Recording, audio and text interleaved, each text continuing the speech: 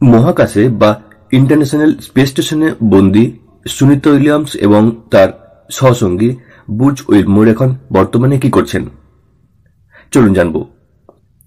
তার আগে করব ছোট্ট একটি রিকোয়েস্ট, চ্যানেলটি সাবস্ক্রাইব করে রাখার এবং নোটিফিকেশন বেল আইকনের অল নোটিফিকেশন অন করে রাখার, ভিডিও লাইক দেওয়ার এবং তথ্যটি অন্যদেরকে জানানোর জন্য অবশ্যই ভিডিওটি শেয়ার করার।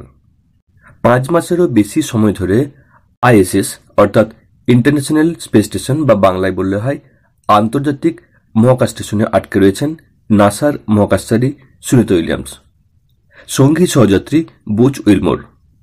তবে কেউই বসে নেই, চলছে নানা গবেষণার কাজ। সম্প্রতি একটি রোবটও বানাচ্ছেন দুজনে, যা সংগ্রহ করবে মহাকাশে বিকল হয়ে যাওয়া কৃত্রিম উপগ্রহের ধ্বংসাবশেষ। নতুন এই রোবোটিক সিস্টেমের নাম অ্যাস্ট্রোবি।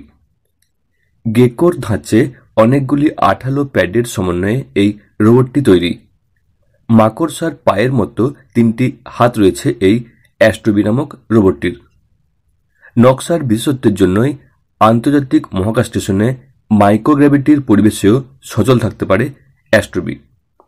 ভবিষ্যতে মহাকাশে বিভিন্ন গ্রহের কক্ষপথে ঘুরতে থাকা স্যাটেলাইটের ধ্বংসাবশেষ সংগ্রহ করাই হবে এই 3 হাতওয়ালা রোবটের কাজ। তবে শুধু রোবট তৈরি নয়, পাশাপাশি লাল রঙের রোমাইন লেটুসেরও চাষ করেছেন সুনিতা বুজ। তবে খাওয়ার জন্য নয়, বরং গবেষণার স্বার্থেই এই লেটুস চাষ। এই গবেষণার মূল লক্ষ্য হল গাছকে কতটা জল দেওয়া হচ্ছে তার উপর নির্ভর করে কিভাবে উদ্ভিদের বৃদ্ধি ও পুষ্টি প্রভাবিত হয় তা দেখা। এই গবেষণা সফল হলে অদূর ভবিষ্যতে দীর্ঘায়িত মহাকাশ অভিযানগুলির ক্ষেত্রে খাবারের সমস্যা মেটানো যাবে। পাশাপাশি একবার মহাকাশের মতো প্রতিকূল পরিবেশে নিয়ন্ত্রিত পরিমাণ জলে ফসল ফলানো গেলে পৃথিবীর খরাপ্রবণ অঞ্চলগুলিতেও সহজে ফসল ফলানোর রাস্তা মিলতে পারে।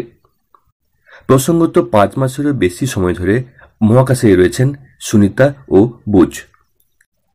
মহাকাশযান বোয়িং CST-100 স্টারলাইনার ক্যাপসুলে চড়ে গত 5ই জুন নাসার ওই 2 নভোশ্চর পাড়ি দিয়েছিলেন আন্তর্জাতিক স্পেস স্টেশনের উদ্দেশ্যে। শুরুতে কথা ছিল দিন কয়েক পরেই ফিরছেন সুনিতারা, কিন্তু আচমকা মহাকাশযানটিতে যান্ত্রিক ত্রুটি ধরা পড়ে। এরপরেই অনিশ্চিত হয়ে পড়ে সুনিতাদের ফেরা।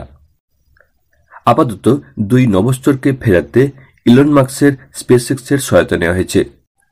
আর গত সেপ্টেম্বরেই স্পেসএক্সের যানটি নিয়ে সুনিতাদের কাছে পৌঁছেছেন নাসার নিক হেগ ও রুশ কসমোনট আলেকজান্ডার গর্বনভ। সামনের বছর অর্থাৎ 2025 সালের ফেব্রুয়ারি মাসে সুনিতাদের নিয়ে তারা ফিরবেন পৃথিবীতে।